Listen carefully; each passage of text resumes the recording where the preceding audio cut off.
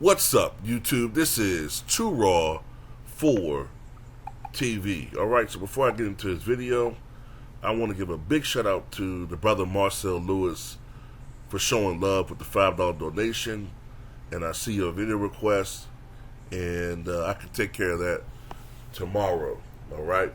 Much respect to you for showing love to Too Raw for TV, aka Too Raw for Sports. Alright, so ESPN's Brian Windhorst, who has been linked to LeBron since LeBron came into the NBA, predictably went at Kyrie Irving and said that, in the aftermath of this whole trade situation, of course, Kyrie Irving traded to the Dallas Mavericks, and he said that Kyrie is the king of breaking up big threes.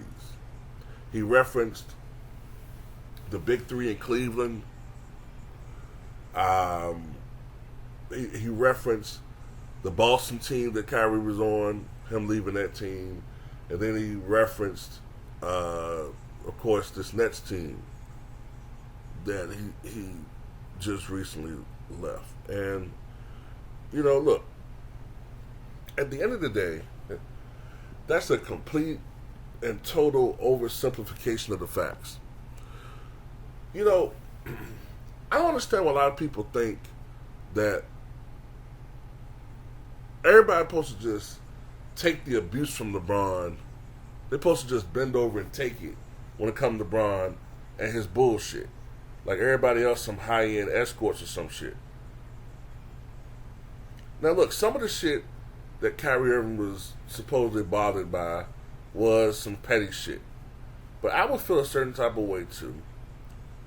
As I said before, if I performed as well as I did in the 2016 NBA Finals, but the media makes it appear that a guy that shot 9 for 24 in Game 7, as LeBron did, is the only reason why we won that game. You have his fan base that will put LeBron's block of Iggy, they'll put that block ahead, consistently ahead, of the three-point shot that Kyrie Irving made. They completely erase Kyrie Irving from existence. And this is the type of stuff that you see. I'm telling you guys, look, man, I know what I'm talking about. The shit that I be accusing the media of doing, this is the type of shit they used to do. You don't see it as much as you used to, but this is the type of shit that used to go on in these totalitarian dictatorships, where they promoted propaganda to people.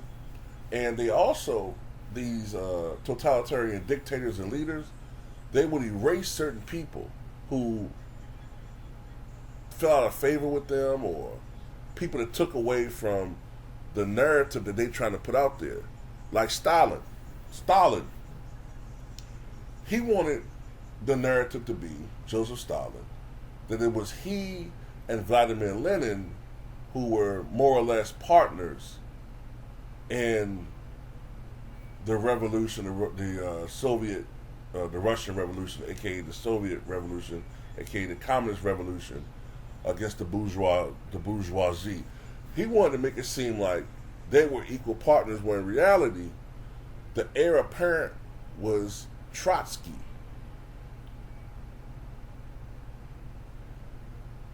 Amongst others. But over time, as Stalin consolidated power after Lenin died, he figuratively and literally erased people from history, to the point where people growing up got a false sense of what actually happened. They were reading history that had been censored and falsified, but believing it to be true.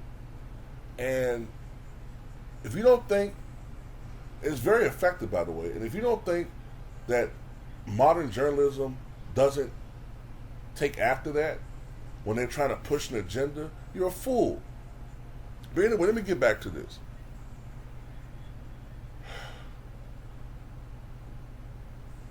Kyrie did ask to be traded from Cleveland. But what Windhorst forgot to mention is that the Cleveland Cavaliers general manager told Kyrie a lot of shit about LeBron. How LeBron was talking shit about him behind his back. And how LeBron tried to get him traded just 2 weeks after he hit that shot. Ain't that a bitch? This guy helps me to get a championship, and then LeBron's instinct is to get rid of this guy. Replace him with Chris Paul, so that the next year the narrative is LeBron led the Cleveland Cavaliers to a championship. So yeah, if I'm Kyrie Irving, I feel some type of way about that, especially considering the fact that LeBron had already fucking left the team years earlier when I was drafted. He comes back. I'm supposed to fit my game around him, and everybody told me I'm supposed to just be a sidekick. See, you don't look at it from that perspective. Then he does go to Boston, which he admits was probably a mistake. And, you know, at the end of the day, they talk about how, look, Windhorst said, well, yeah, you know, guys like Tatum and Jaylen Brown weren't the same players they were today. Yeah, because the bigger players back then were Terry Rozier, who ain't shit, really, and Gordon Hayward, who, where's he at now? Charlotte stealing money? So don't act like that's the same fucking team today, you fat piece of shit. Well, I'm sorry, you're not supposed to make fun of these people. Wait, I'm sorry. You know, they say that's slandering them and making fun of them. But anyway, he didn't mention that. Then when he goes to the Brooklyn Nets, why didn't you mention that it was James Harden that left? You didn't mention that. Then you also failed to mention that Kevin Durant asked for a trade just this past summer. Twice.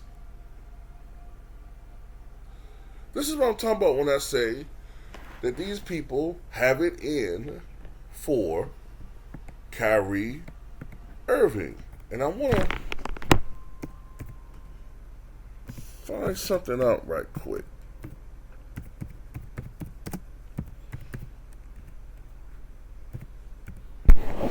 Let's see something.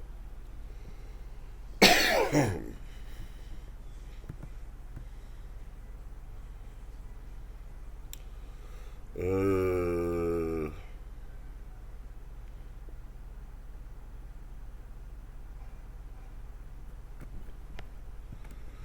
I can't find it out right now. But like I said, Brian Windhorst has been affiliated with LeBron, if I'm not mistaken, since LeBron was in high school. So you always got to consider the source when people be putting this stuff out there. But anyway, tell me what you guys think.